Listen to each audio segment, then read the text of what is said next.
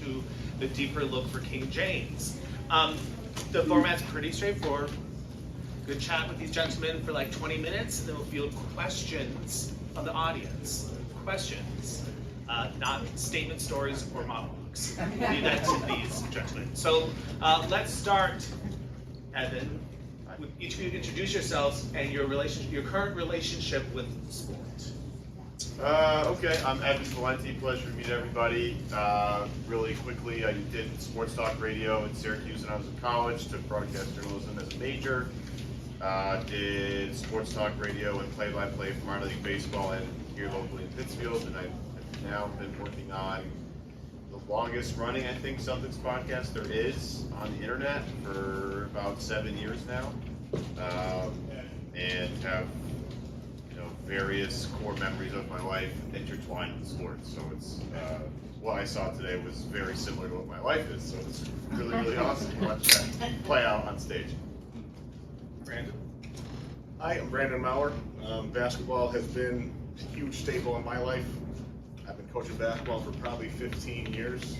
I played it in college. I played at Westfield State and made all conference there. And since then, I've had a 3-year-old, so my coaching days have slowed down quite a bit. I've also lost my hair. And I also left my hat on just so I don't, blind every single one of you in here. Gets a good glare on it, But basketball has been the lifeblood of what I look at as accountability and responsibility. And I look at every chance to coach as a chance to show kids what it's like to go and get it, while also being respectful of your peers and making friends, and just the value of life that can be taught in this game. So, pleasure to be here. I'm Mike. I run the sports department at the Berkshire Eagle. Kind of like them, sports have been throughout my life. I feel like I've covered any sport you can think of over the years. I covered Brandon when he coached Pittsfield High. I've spoken with Evan on podcasts and on radio. It's kind of been my whole life, and it's got me. I love the story aspect of it. It's what kind of drew me into it. You get to cover people on some of their best days and tell some really fun, interesting stories through the slant of sports. And I hate sports. Like truly. So like this plays like an alien world to me, and I'm so confused by all three of you. So the two of you've seen it so far. How about you go first, Mike? Talk to me what you connected to in the play and where you maybe saw yourself or your friends, the good and the bad. Yeah, it kind of hit. I'm sure all of us are roughly the same age, so it probably hit us all at the kind of exact right time of we all remember LeBron and being where we are. Those matchups with the Celtics are formative parts of my youth. Hating LeBron James, loving Paul Pierce. But I saw it, and first I'm sitting right over there Thursday night. It seemed. I wasn't cringing right away, but I was like uncomfortable initially, and I had to like deal with that with myself. Just it felt like we were watching like too intimate of a moment when they first meet.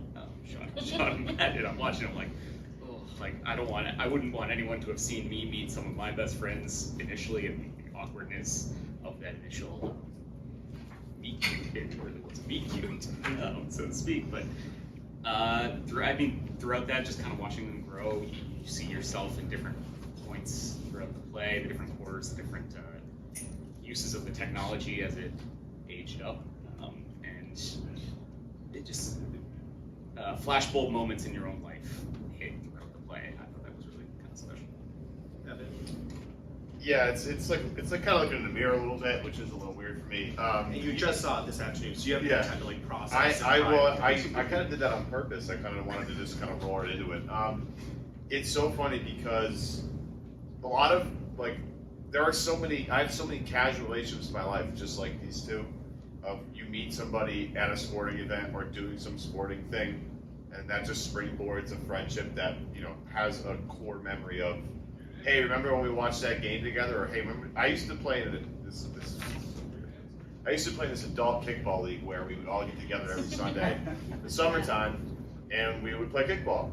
And it was the only time I would see this group of people. Like there was no other reason for this group of people to get together to do anything together except for play kickball. And it's so funny because now everybody's had children, and we've all gone in, let's say, 25 separate places, and we all kind of miss that camaraderie of like, man, remember that time we used to get together every Sunday in Lanesboro and just kick this stupid red ball around for 3 hours and get like the old forage for to have something in the 7th inning stretch, and because there's a lot of that going on. There's the Game 7 moment where they talk about, oh yeah, I was by myself amongst a sea of Warriors fans. I was literally at Niagara Falls on a boat going to the falls and getting off it, and then as soon as I got service, I got the game on my phone, and every guy on this boat was just behind me like, what is going on? for the however long we were together before I got back to my hotel room and watched the rest of the game on television. We were all huddled around my phone, got like 30 dudes I did not know, just all watching the game and just being in awe of what was happening, because it was really historic when you think about it, and it just made me laugh watching these two discuss that moment. I'm like, literally, I know exactly where I was when that happened. I could tell you where I was, some of the people that were next to me, what I did later that night. Like it's such a still in my head. I don't know how many years later that was. The 2016-17 finals. I don't even remember. It's like 10 years ago. I know exactly where it was. It's crazy. Oh, yeah. Oh, absolutely, yeah. Oh, the fact that we had 25 people show up was amazing, but no, it was great. So, when did sports enter your lives, and why did it stick around? Some of us forced to play t-ball Little League, it did not stick.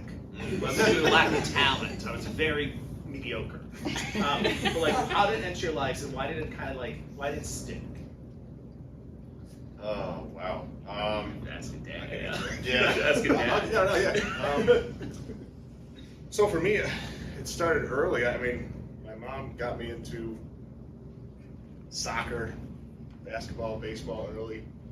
My mom was a single mom, so essentially, in order to get us out of the house so she could go to work sometimes, that's essentially how it happened. And I found as I got older, because I was in a single parent household, this is going back 30 years, so you could essentially get on your bike and you could go on your bike anywhere in the city, find a game of basketball. And what that did for me, it kind of did a lot of things. It gives you an opportunity to meet a ton of new people. Unfortunately, like the way we look at society now, I was in contact with a ton of adults all the time because I was either at the park or I was at the mobile station right down the street, where I'm actually still friends with the guy. He's like this 6'9" guy who just loves basketball. Big Mike, they call him. Weird name, right?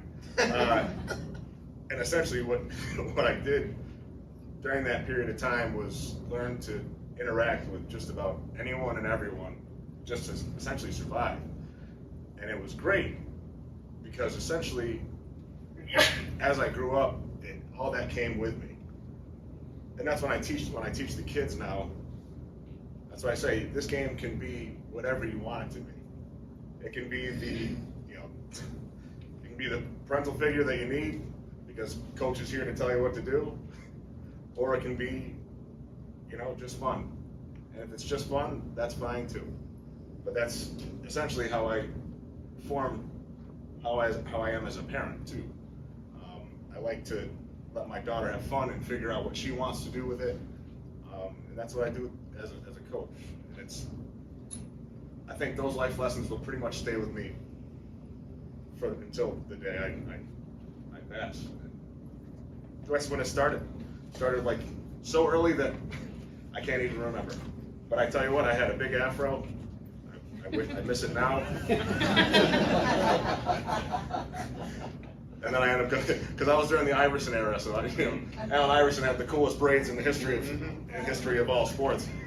and everybody wanted to be him. So I wore shooting sleeve. Exactly. I had Yeah, an Allen absolutely, Iverson yeah. headband and Just wristbands. solely for him. Oh my gosh, are you kidding me? and it's such a part of your culture and who you are. It's who you become. I love that sport, and it'll always be with me. So without over talking, because I tend to do that. That's when it started for me. So how about you? Then choose to go on. Yeah, I wasn't good enough. I was not nearly as good as Brandon. I had a lot of time. I got cut a lot in high school from a lot of different sports, and I somehow found my way into like the AV kids room, and from there I started doing play-by-play for the high school team and writing some stories, and eventually that kind of became a thing where when you start looking at what you want to do in college, you think, oh, like I like this, it's a niche, check it out. But sports for me did start kind of the same way, and bulk, the lion's share of my best friends right now, I played Little League Baseball with in Central Mass 20 years ago.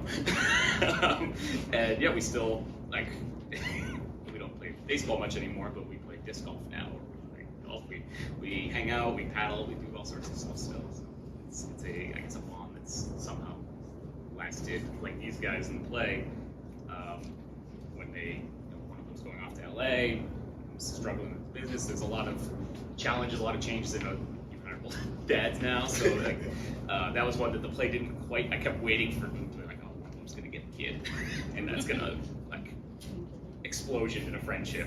Hard to maintain anything once that comes around, but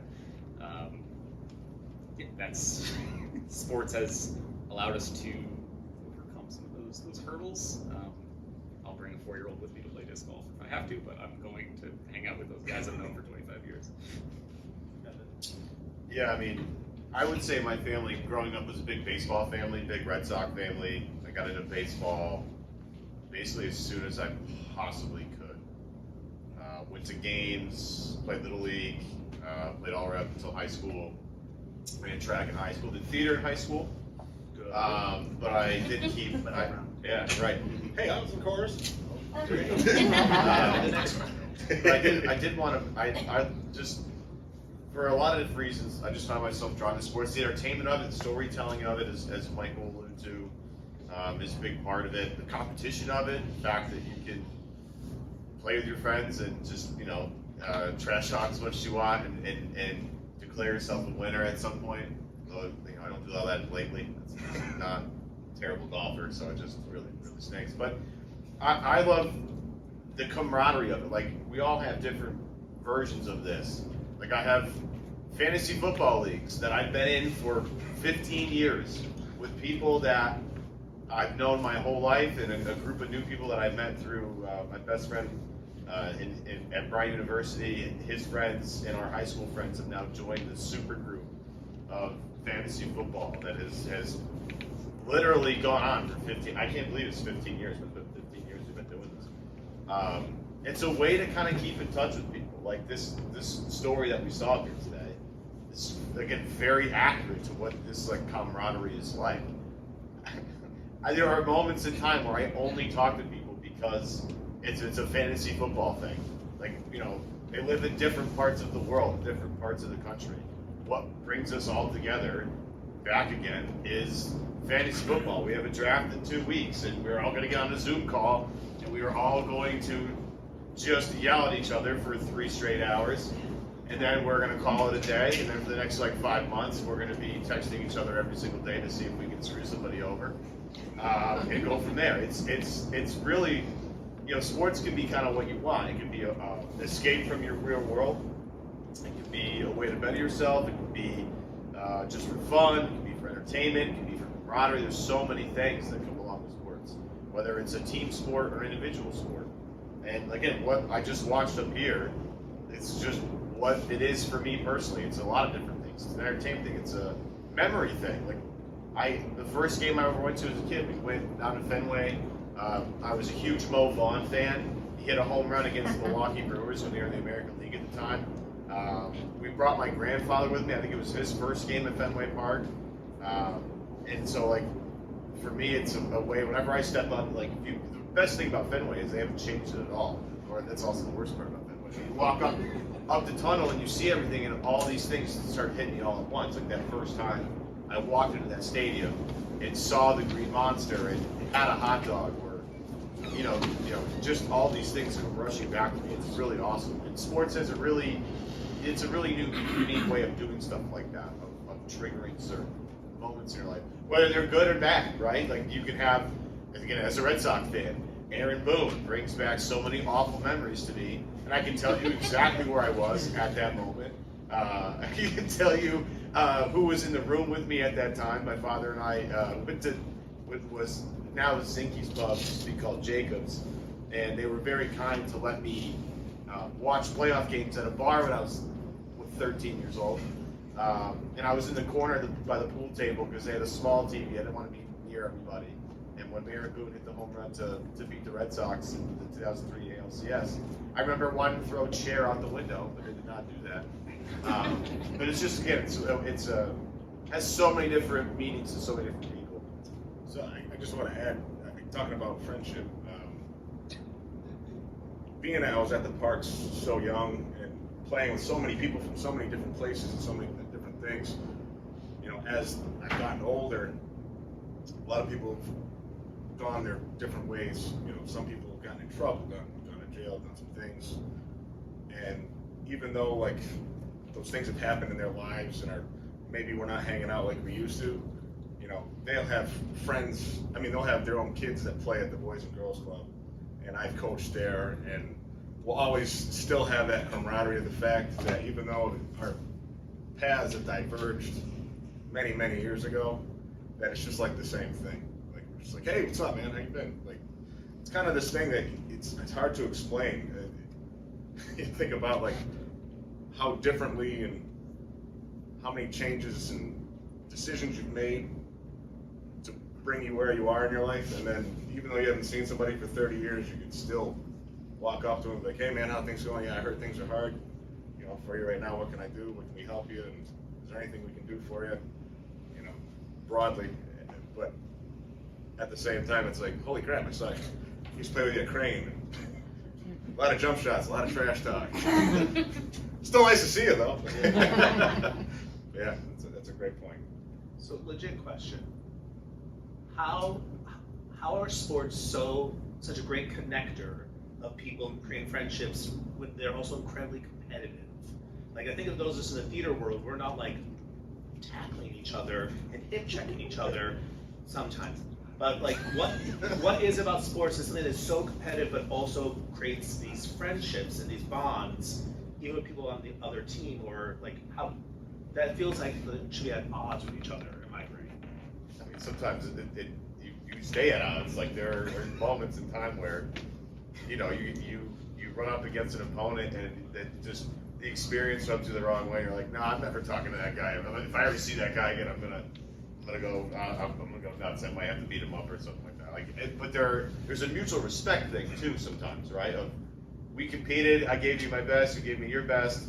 Chips fell where they did, but you know what? We can all still come together and say, hey, like that was awesome. I would do it again, and all these things. Like I personally, it is weird though.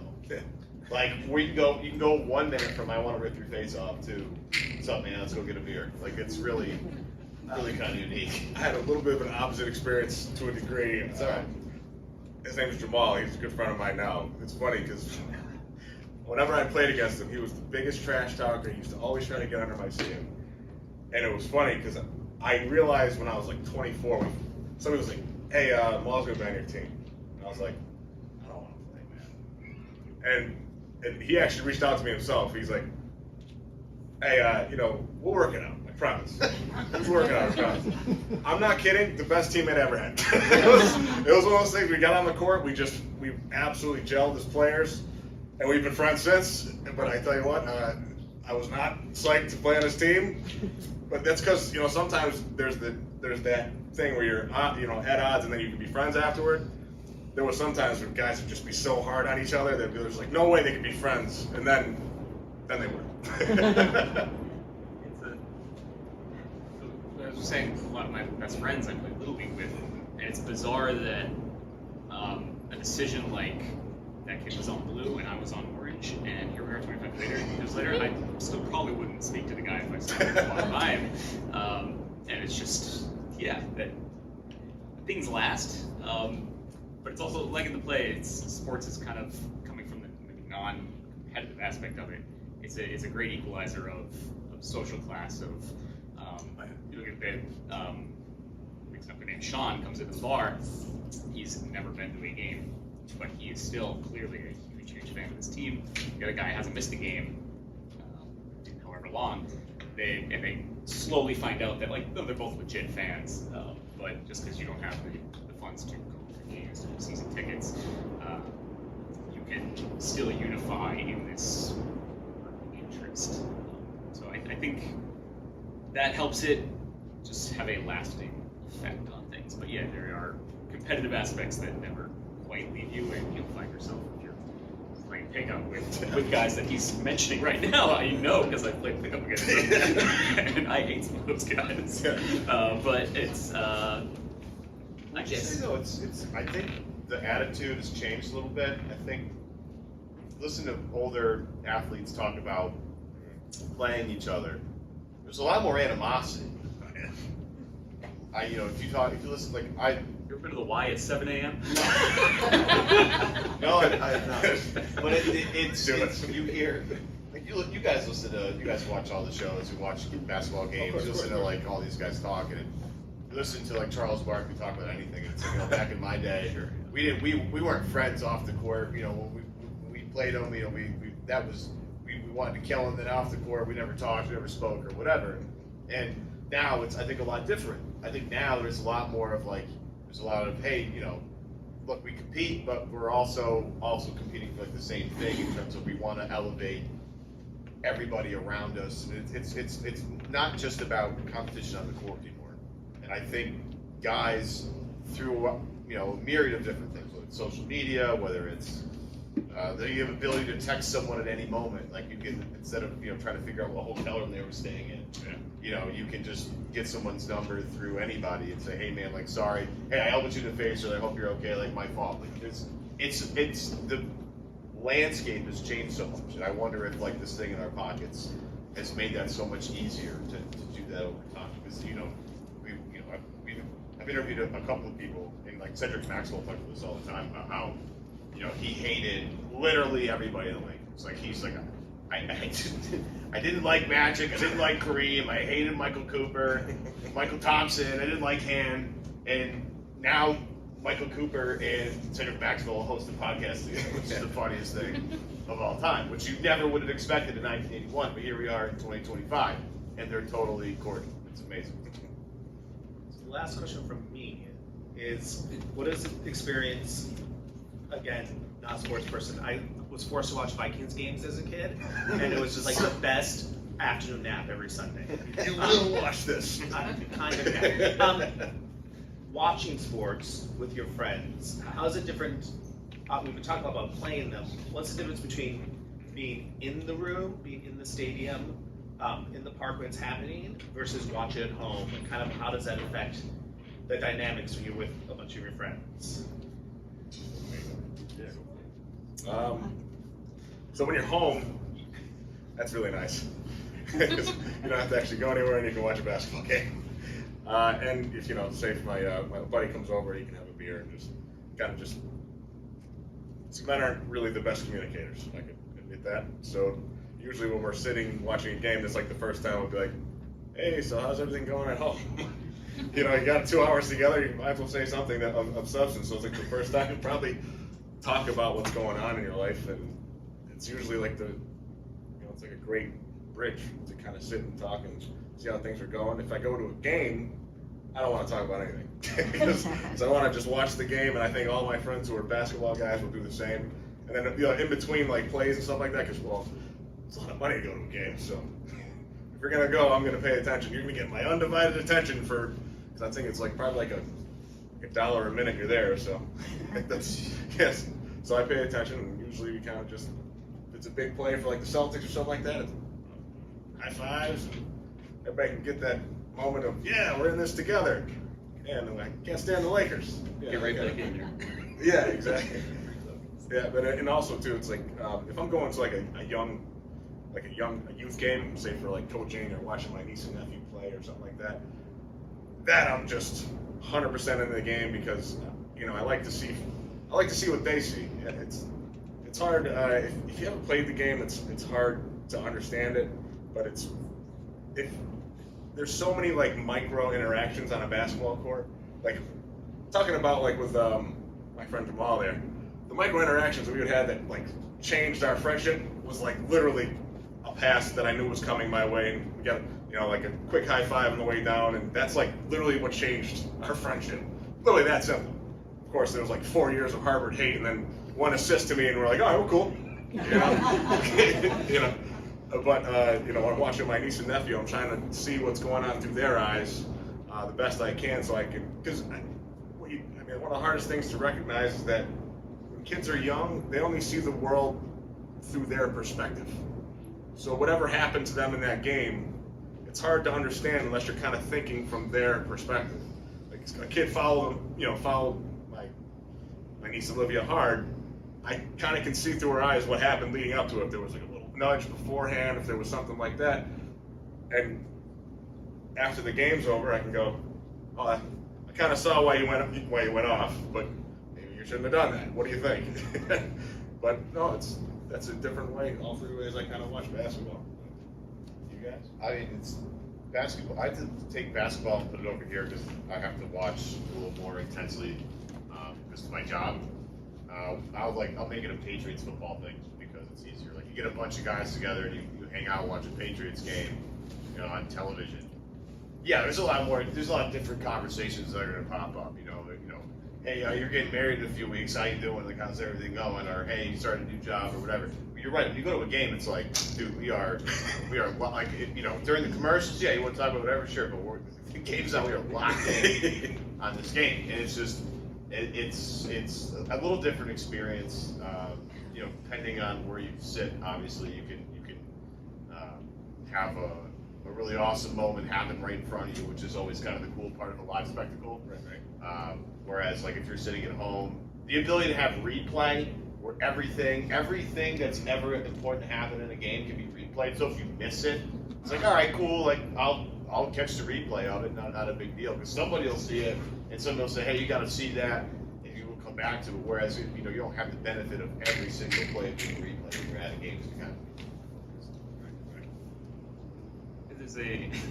It's nice to be around people who feel roughly the same as you. I had a moment, I was just thinking about that recently when you mentioned being out here, but that Celtics Warriors game after I moved to the Berkshires at what was Frank's Grill back there, and it would friends would slowly turn from restaurant into nightclub. And Celtics at Warriors would be like a 10 o'clock game. So I would just kind of be at the bar watching the game, and Avery Bradley didn't cover Steph Curry again, and I'm kind of like getting a little on edge at the bar, and some woman came up to me who were there for the nightclub portion, and we're like, "Are you okay?" And then I looked around, and I'm like, I'm kind of in the middle of a dance floor now, and this is not the spot. So it's nice to be on your couch with people who are going through the same kind of emotional roller coaster with you. In terms of being at live stuff, you're a little more zoned in. There's a little bit less of that stuff, and you will get my wife would be like, oh, what's Chris's wife do again? You were there for 2 hours. It's been 3 hours. This guy did not say a word outside of like, did you see that? That kind of stuff. But it does with the play. It presents opportunities, and it just takes like a bit of extra effort to find things out. And as we get older, I feel like there's more to know, so to speak. So I guess you try to make that extra effort with the entry ramp of sports, watching a game together to find out stuff about people's lives. Great. I will say I got 2 of the name drops so far. All those other names, no clue what you're saying. But I'm a deeply theater person. Questions? Yes, right here. Yes. Good. Sports is kind of like opera. You love it or you hate it. These guys were developing a relationship, and they were were doing a dance, and that's what happens when they're on the court or whatever. And I missed the development of LeBron James and Magic, even though I played the state team in basketball and at Fordham. In '71, when I left, then I didn't see any of this stuff. But here comes Caitlin Clark, running into the street, and this is a transformative moment. What is it like for you guys to see her now, having been through the other guys on the NBA, developing that incredible teamwork and the things that where they're melding and they're dancing on the court together, and the teamwork, which is what makes a shift so good. And all the little guys are all in there bumping into each other, right? That's what you learn with sports. So talk to me about Caitlin Clark here. Yeah, I think everybody knows Kate. I've seen that on the TikTok. Yeah. I mean, Caitlin Clark is, I think, it's going to sound probably hyperbolic, but one of the biggest stars in any sport we've had probably since Tiger Woods, and that's going to sound, again, hyperbolic, but it's almost not. One of the great things about women's college basketball is there's not the constant turnover every year from like one team to the next. As an example, like I went to Syracuse, and a lot of times now, who was on the team last year, who was on the team this year, it changes so much. Whereas in women's college basketball, there's consistent. Caitlin Clark played, what, 3 years? 4 years? 4 years. All 4 years at Iowa. Yeah. It allows you to develop a relationship with her of like, we know who she is. We know that she's great. We know she's going to play for Iowa next year. We know that if she plays Angel Reese, that game's going to be in prime time, and we can watch that. You were able to follow her every step of the way. And the fact that she succeeded so early in the WNBA has elevated that entire organization to a point where there's a lockout coming up very shortly. Probably, yeah. And a lot of it is because there's a lot more value placed on the game, right? So you have a lot more eyeballs on the television because they want to see Caitlin Clark and the people that Caitlin Clark is playing against. And so because there's so much more, there's a lot more eyeballs, which means there's more advertising money, more television money, all these things. It's amazing. It's like a common for women's basketball. I think it's awesome what she's been able to do with the time that she had in college. I mean, look, I was not a huge women's basketball fan until that started, her little rivalry with Angel Reese. And all of a sudden you're like, oh my goodness, like there's so many more other things and involved with women's college basketball because it's consistent rivalries from start to finish. And then they just carry it into the WNBA. And now it's taken off like crazy. And I think what's fun about Caitlin is that everybody loves a story, right? There was Magic, Bird. Everybody wanted to hear that story because they hated each other too. So, with Angel and Caitlin, it's kind of like the same thing. They talk nicely in the papers and so forth, but they don't like each other. It's very clear. But it's at the same time, the game has elevated at the same time. It's the interest in the game is so high because of the story and the fact that they're playing at such a high level that it's kind of brought a great bunch of eyes to a sport that was having such issue with putting butts in the seats, as they say. Did you go to Albany for the regionals? Howard did, yeah. So we had a reporter. It's from a media perspective. It's been kind of came out of nowhere. Like I have to put together the TV schedule for the next day, and up until a few years ago, there was like not a thing that we would really notice national TV games for women's basketball, for college women's basketball, and now it's right like not today, later today, tonight I'll be home and I will have to check if there are WNBA games on national TV tomorrow because they are on national TV much more now. The college games of the past 2 years, right? It did. Like it's sad to see, kind of, but since that class, particularly to the WNBA, women's college basketball, while still pretty entertaining and everything, it wasn't on in the national eye quite as much from a TV's perspective. But seeing it, and we sent So there's a big, Don Staley was out there. A bunch of teams were out in Albany was that last year? No, it was 2 years ago. 2 years ago. Yeah. It was like the pros were down here. Sent people out there to cover it. Caitlin Clark's first WNBA pro game, regular season, was at Connecticut. We couldn't get credentialed for it. It was that people wanted it that much. And we're not obviously in Connecticut, but it was still like, hey, that's close enough. That's big news. So we tried, but couldn't get down there. But that kind of shows. I'm sure prior to that, getting a credential to the Connecticut Sun games would be no real deal. So I mean, they've been in the finals 3 of the last 4 years, something like that. Right. But she's a whole different stratosphere of attention, media-wise. Other questions for the? Yes, sir. Have any of you guys ever been on the receiving end of judgment from other people that sports is not serious enough or substantive enough to warrant such enthusiasm or time? I don't know about the judgment of not deserving enthusiasm. However, I know that when I was 16, 17, 18, and my ethnic background is black, white, and Mexican. So a lot of my friends, our only idea for advancement in life was playing sports. So, and that's essentially in our culture directly. Good, bad, or indifferent, that's how I thought at that time. So if somebody looked at me as just a basketball player, I was okay with it, back then especially.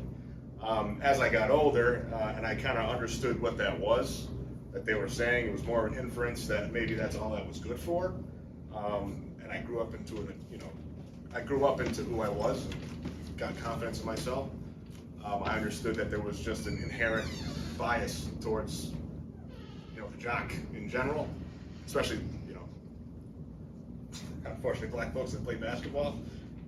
That's just how it goes at the time. But that's why I teach my kids. I'm like, hey, basketball is a tool to teach you a lot of things. It's not your life though. It can be anything. Like I said early on, the comment was, you can make basketball what you want it to be. But get your education, set yourself up for whatever job you want first. Play basketball the way as hard as you want, as much as you want, but keep the big picture in mind. So that's essentially my answer. So hopefully that wasn't too long-winded. I'm not sure if I'm reading or hearing this the right way, but it's almost to me like, you've ever somebody look down upon you because you care about sports so much? And I never really took that to be offensive, because it's always like, we all have hobbies. Right. Like, I like to cook. Is that more socially acceptable because I like to cook? Or because, my mom likes to dance, is that cooler? Like, I mean, it is. But it's we all have hobbies, right? Like, if you don't, hobbies are what make a certain part of your personality. And so if anybody ever tried to judge me for being a sports fan, I'd be like, well, okay, yeah, is it a huge part of my personality? Sure. But what do you do for fun? Like, I'm not going to make you feel less of a person because you might like to do X instead of Y, right? Every Sunday during football season, would be in front of my television for at least 3 hours to watch the Patriots game every Sunday. And you surround yourself with people that have similar interests. And if anybody said to me, dude, that's weird, I'd be like, well, okay, cool, what do you do for fun? I'm not going to sit here and make fun of you for that. That's just not cool. We all have different likes. Like, I like to go on hikes sometimes. Like, that's not, especially living around here, I think you should go on hikes because it's some of the best you're going to find around. So, whatever, anybody trying to make me feel like, not a loser, but for identifying a lot of my personality through sports, I'm just like, well, we all have weird quirks and things. That's never going to bother me. And if that's the way you feel, then cool, man, we don't have to really do this anymore, you know, like we just don't have to, we don't have to be overly friendly, we can just acknowledge that we two exist, and we can be nice, and just move on. I'd say, I mean, the short answer for me would be yes, but it's more of a career path, career choices, educational choices, versus just, hey, I like watching sports stuff. With that, it's like, yes, I married a woman who could care less about any kind of sport. My dog will like cower in fear of me and run away because I yell at Jake Brown too much or something. And then like won't come up to me for a while, which is probably fine, but he's judging me. When I chose to go on the career path that led me to be a sports writer, a sports editor at a newspaper, yeah, there were probably some questions with my parents, like what are you gonna do? What are you gonna do with a sports communications degree? Or I will be all summer long at a little league game or something, and I'll be talking to my best friends back home, and they're like, "Oh, what are you doing?" I'm covering a little league baseball game. It is what it is. But they're bankers and lawyers and engineers and stuff. So there is a little bit of that. You kind of just have to deal with it. I still love what I do. I get to do, because I covered that little league game, I'm going to get to do something that I really love doing down the line. So yeah, there's a little judgment. And beyond, I think that girl at Friends who's like, what the hell's wrong with you, dude? You care way too much about this. So it happens, but you can get through it. Time for one more question. Sorry. What about women and women's interest in sports? The relative importance of sports, politics, cooking, you know, showbiz. I mean, is the world turning now, changing? And will that have an effect on people, you know, all ages? You know, like I was here yesterday, I drove down, and there was a big demonstration with, I guess it was, I have to say, what's his face, the Republican. Sorry, just want to point towards a question, please. The thing is, will this, things like such a great basketball playing female, is this going to change what you know, what women and what men is going to be like in the future? I think you touched on it. It's the thing in your pocket. Yeah, I mean, this is a pretty tough question. I think it's multi-stage, right? So women being in sports, it's a good. I wish we had a female panelist here that would maybe have a little more insight in terms of like her relationship with sports and her relationship as a sports fan. In terms of like trying to figure out how they fit in the culture of it all, right? I will say I don't think it's appropriate for any of the four of us up here Yeah. to speak on that topic. Wait, you brought your daughter on stage when you put that hat on. Oh, of course. What do you see happening at that age? What do you see that's different among girls and sports that didn't exist before Title IX, which is Yes, the that's the real, question. right, And which if is it the stays or real not. change. Yeah, I mean, like I said before, guys. I was gonna say, you're asking for guys to comment on this. No, it's, well, You I'm still still have- this way. I'm going to coach my daughter probably all the way through because yeah, I'm starting coaching her soccer team in all of 2 weeks. So, in terms of sports in general and the salience of what it is that the world's going to do, I love the fact that there's more of a spotlight on it because I'm going to watch my daughter do everything, whatever she wants to do going forward. And what it is that I want to do as a dad, and hopefully going forward for everybody, that they receive the same respect that the boys do, because I don't raise my daughter to. I want my daughter to be a very confident, strong, independent woman. So I guess that's the best way I can answer that. I can't answer it from a woman's perspective, but I can only answer it from me as a dad, I suppose. We'll see. I don't know that it's changing as much as just widening. There's a lot more of, so with us putting football aside from a media perspective. American football or? High school football, sorry. Berkshire County High School football, yeah. American football aside, what we see covering is girls sports pretty much on par in, I'd say, every other aspect, from basketball, softball, soccer. It's the competitive level is there. I'd say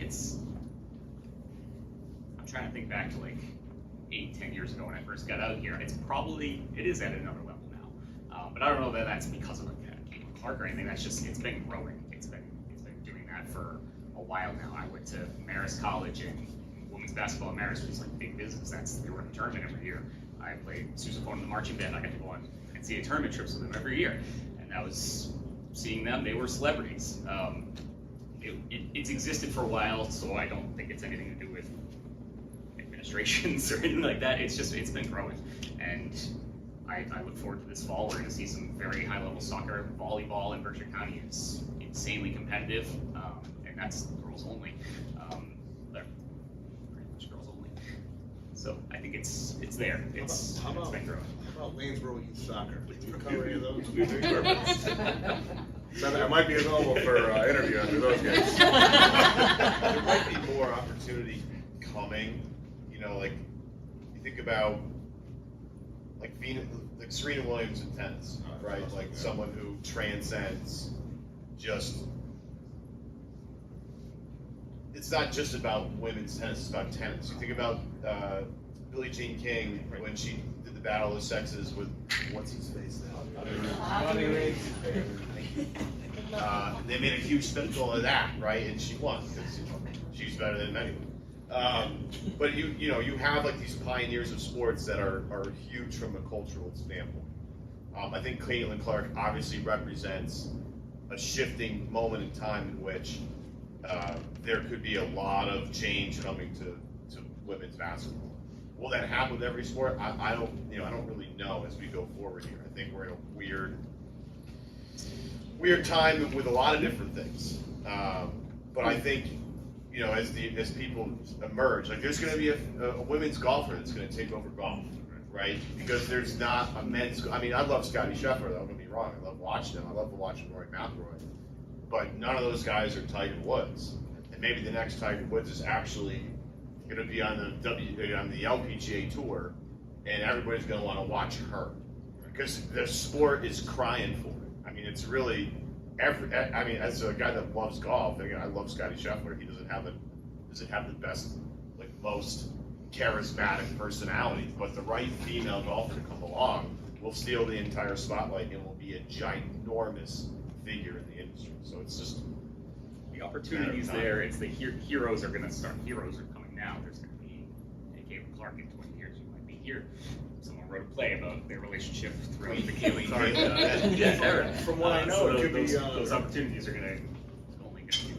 her name could be Maisie Mauer. Yeah. Right. Pay attention to that. Well, thank you to the three of you for joining us. I was about to say Joan's still running. It's not closed while we're sitting here. So I hope you saw Joan, but we have the Aaron's Flaherty concert, Brian Stokes Mitchell on Monday, the Bill Finn tribute on Tuesday. It's August in the Berkshires. All your nights are booked. But thank you so much for joining us. Thank you. Stay dry.